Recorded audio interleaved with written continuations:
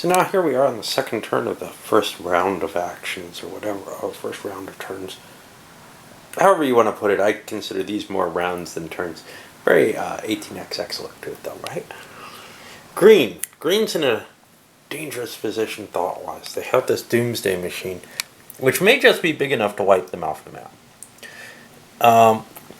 But they want to expand still. So what they're going to do is they're going to ship a miner and a colony ship out to each of the expansion places. This may actually allow them to colonize more quickly. The miner finds, oh bonus, another doomsday machine. Well, that ain't great. Green may be out of the game very short.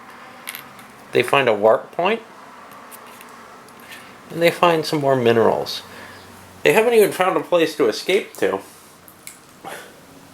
And now there's two doomsday machines out there, and actually it might run up and kill the colony ship, which was something I didn't really think about too carefully. I shouldn't have gotten close to it. But the first one that they stumbled into destroys their miner automatically. They don't even have to roll. And the other effects, nothing happens yet for them. So now we go to yellow, who's kind of praising their luck. Their nearest enemy is being wiped out. Now they're going to have to build up defenses for the doomsday machines, because those may come their way, conceivably. They're probably going to want to expand in this direction. How do they do this? Well, they're going to ship the miner here to pick up those minerals. They're going to ship a colony ship here to colonize Tempe. And given the way things are moving, they'll move the rest of them down there too. They don't want to get any closer. This will drop down here. And we'll drop down here to see what we can find. Oh, and we can go here. And we'll just try to expand downward to get some economic base in case those doomsday machines come our way. Now normally in the base game where you're separated into those colored areas, you wouldn't be facing an existential threat of this nature like green is. And you wouldn't be in a position like red and blue are, where you're directly in contact with another player right away. Makes for an interesting randomization to the game. There's a lot of configuration ability to this game, and you could actually add a lot too. I'm playing with a lot of different options, and not giving the kind of stately progression you expect by the basic roles. Let's see what we see. Danger. That kills that scout. And you can see there's a lot of luck here. Supernova. This one is sent back. And this one finds another mineral. Well, that's about it. I can start to colonize Tempe. I'm not finding much else there. Let's go on to red, I guess. Red's in kind of a somewhat risky position, but they don't feel like they need to do much about the blue players. So they're going to move their miner and their colony ships out. And they're going to move here because if they lose their home planet, they disappear from the game. Another big difference from Stellar Conquest. In Stellar Conquest, your home planet isn't absolutely vital. In fact, you could have left it entirely. Here, you absolutely have to defend it, which means red and blue are going to be in a death struggle until one of them wins. And we get... our exploration is just asteroids, which is a navigational and combat terrain, but not really a big deal. Going to blue, they don't want to advance into red's homeworld. They want to build up because they believe they can produce more quickly. So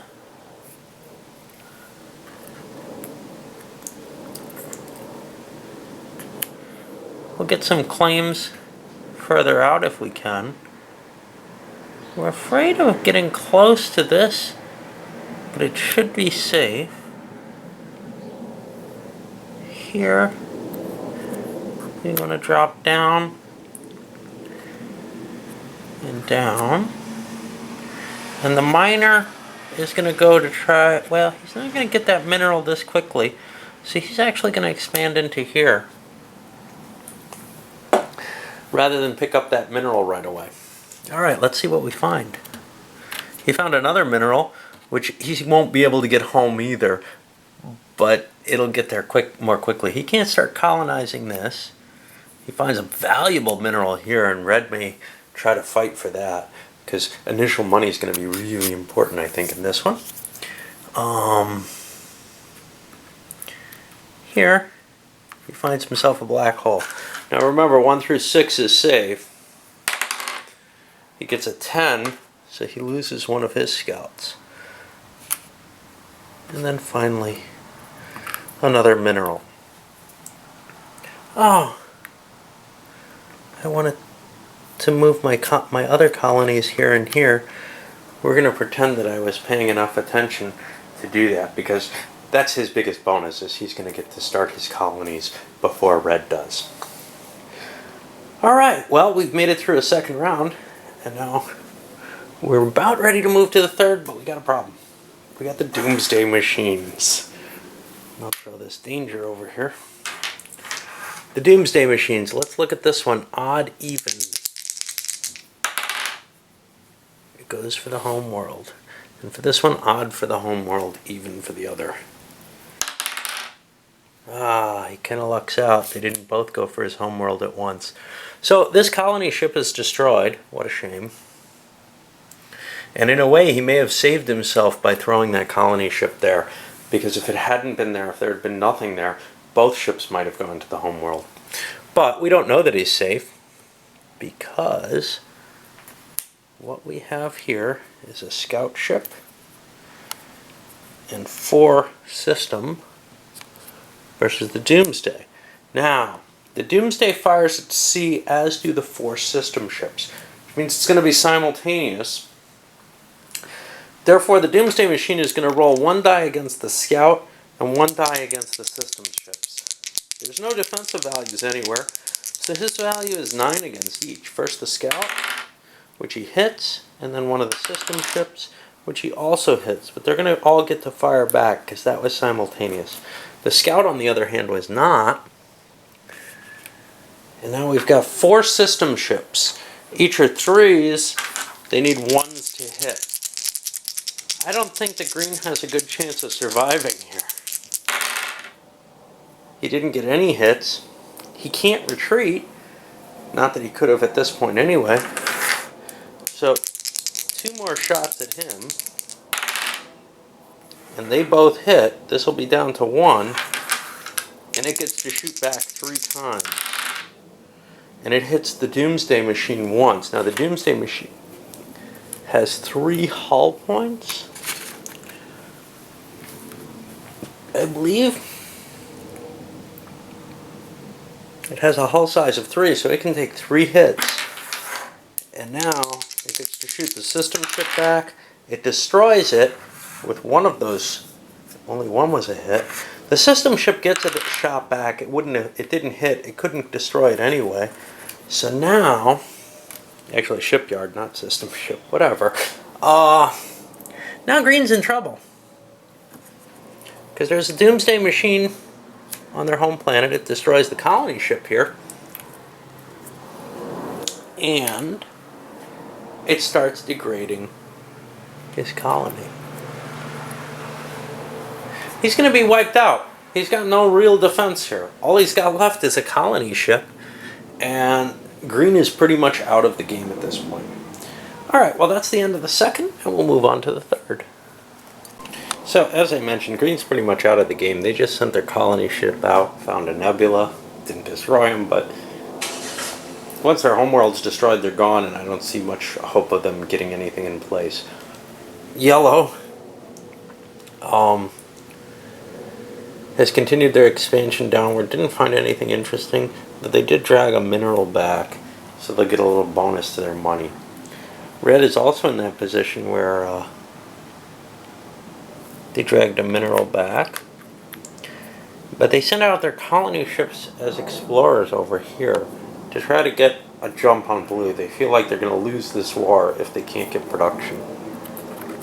So they're taking more risks, and we'll see what they find. They found a black hole, which could be bad. Oh, they survive. So they got away with their risks. Now, they didn't find anything, unfortunately. Now we'll go to the blue turn, and I'll come back. Okay, for blue, they spread out, exploring in a surrounding way to try to channel red away. And we'll see what they get. They're continuing their colonization of the two planets. They pulled that mineral back. They're not going to get it in time, but they want to get it as quickly as they can. But they actually are exploring with a colony ship here. See what that is. Find some asteroids, that's safe. They find here another valuable mineral, and this one's more likely to go to red. One of the reasons they're shipping this way is they want to threaten red's colony ships and force them back this way further and further.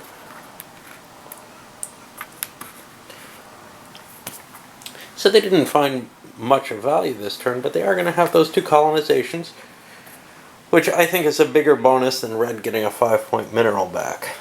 Alright, but there are a couple of 10-pointers up here, which red may be able to get more easily than blue. See how that all works out. But now we slip into the economic phase. And here we're going to be adding things together and writing on the charts.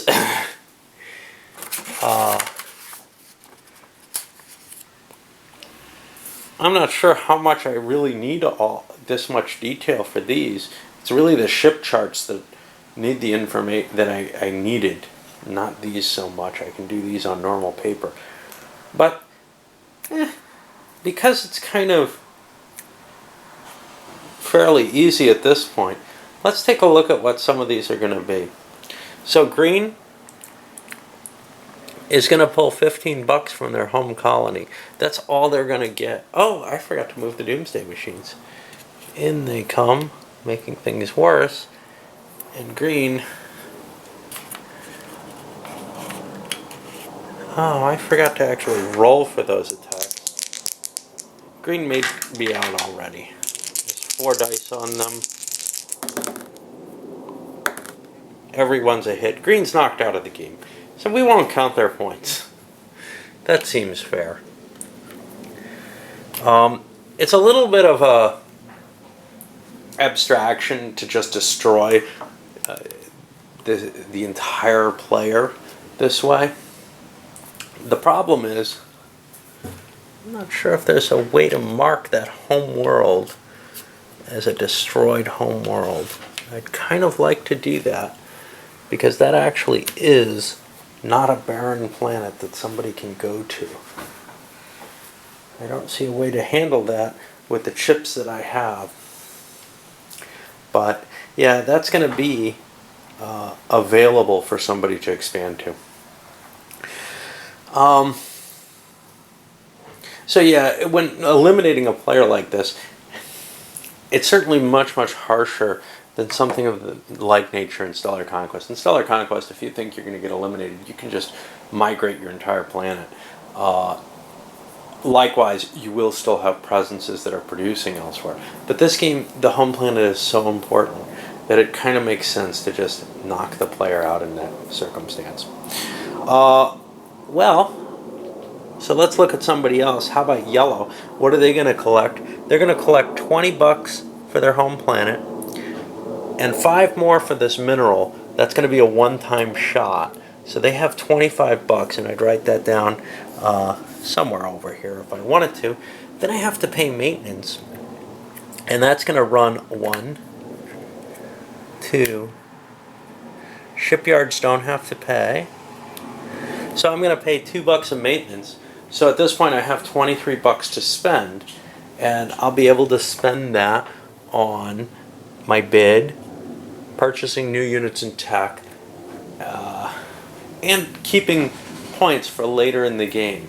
Yellow's in a pretty good position right now. They're far away from everything else, but they do have this worry the Doomsday Machines aren't quite able to reach them. So they're safe as long as they don't go near them. But they've got to stay down in this sector of the board. Red and blue, well, red's also going to be making 25 bucks. Blue's only going to make 20. And the maintenance costs are going to be likewise fairly low. It's just how many scouts you have left at this point. But as we get further into the game, you'll see the costs going up. I'll come back at the end of the purchases and maybe talk a little bit about what people purchased, although that's not really known to the other player.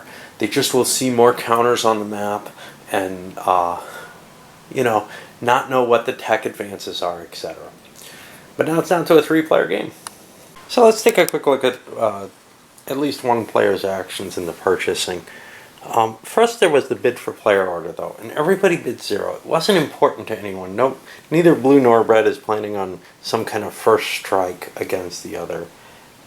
They kind of have a buffer zone between them. It didn't seem important. So, and this is actually maybe an issue, if they both built miners and went in here, whoever got there first gets the mineral. Now, somebody could send a military ship in there and destroy the miner, but it destroys the prize with it, the mineral that it's carrying. So there's no piracy in this. Going first could be an advantage. Yellow, since they went first out of the players last time, gets to pick who goes first. They picked red, and that means that red and blue will both go before them. They think that's fine. It'll give them a reactive advantage as opposed to the initiative. They don't really want the initiative. They're not conflicting with either red or blue. So they would rather wait and see. Now for red, they looked and decided to... This is how you fill out the chart. Carry over money, none. Colony, their homeworld, produced 20. They got $5 for the mineral. We explained all this. They only paid $1 in maintenance, so they had 24 bucks left. Well, what do they do with that 24 bucks? It was a hard choice. When you look at the... Oh, they don't have it yet.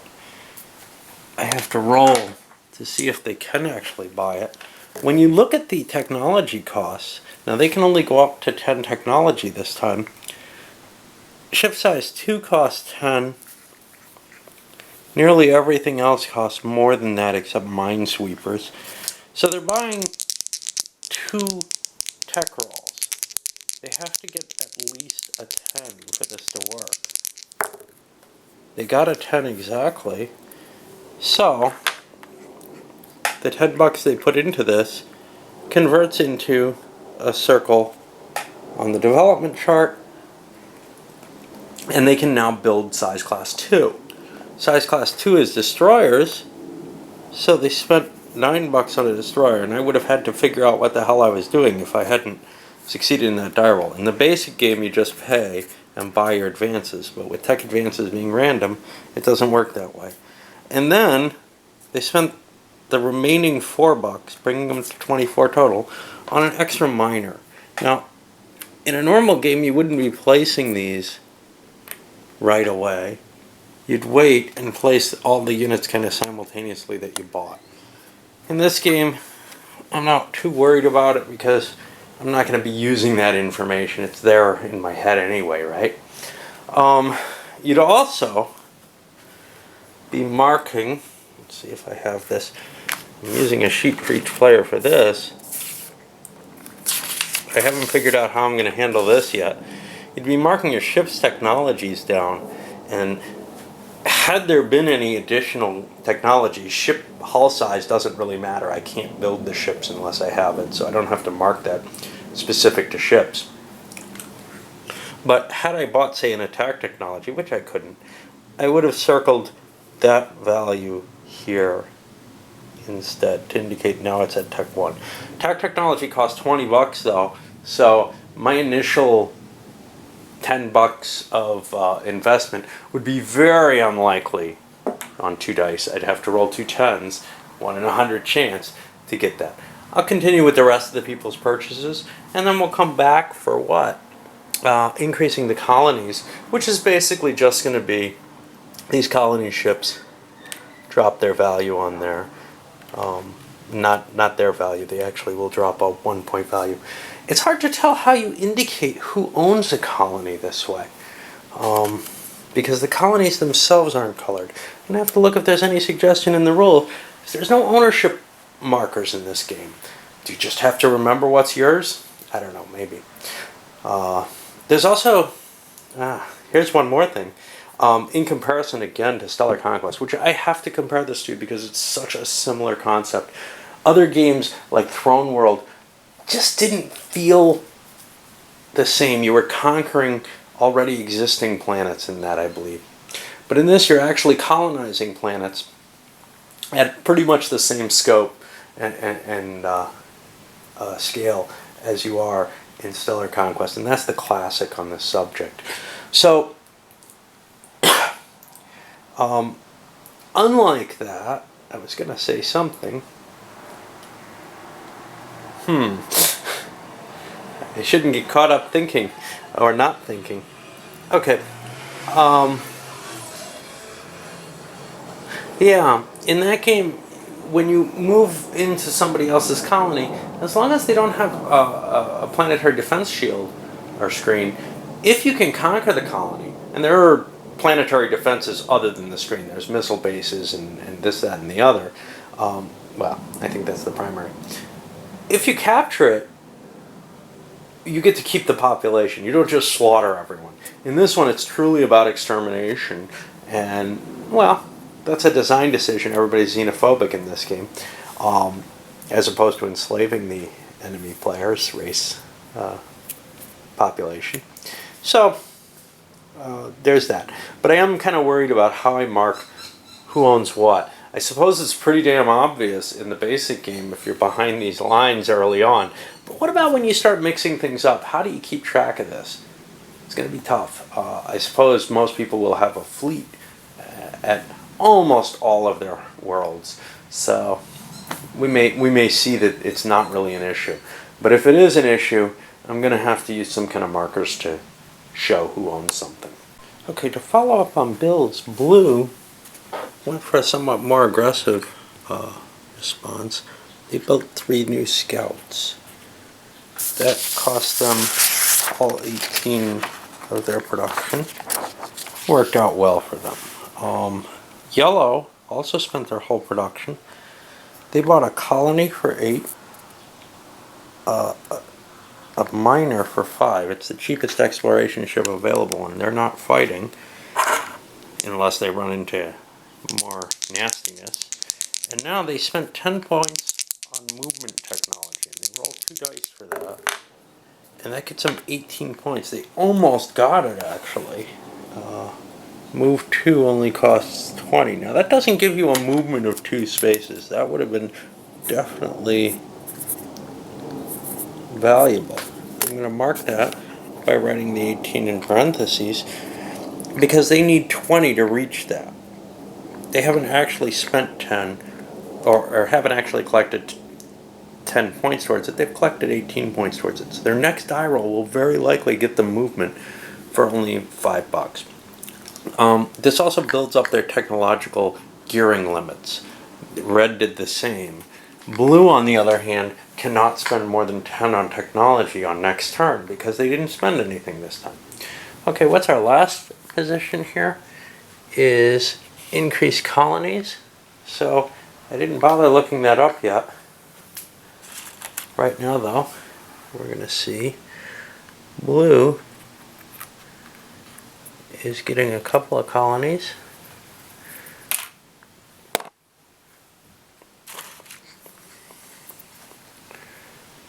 Here. And Yellow is going to pick one up. Now, these don't produce a lot of money. They're a slow growth option, which is perhaps why Blue isn't trying to go all out for a combat option.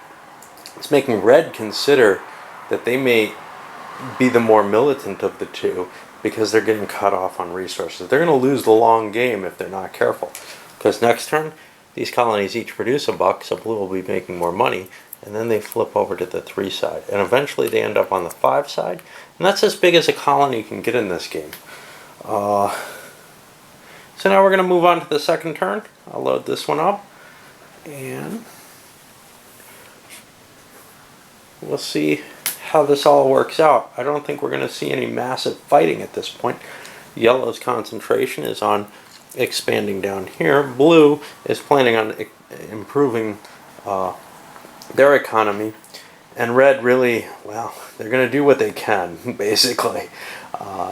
They've got the short end of the stick and may have to go warlike, as often smaller, or the weaker power economically feels like it has to do. I doubt that they'll have the force to be able to pull it off, though. I think their position overall is doomed in relation to both blue and yellow. Blue will get that big 30-point bonus if they ever wipe red off the map, but will that pay for whatever expansion yellow's able to make? Hard to tell, because blue's also probably going to end up with a decent navy out of it. They may end up losing it, though, to red. Okay, up we go.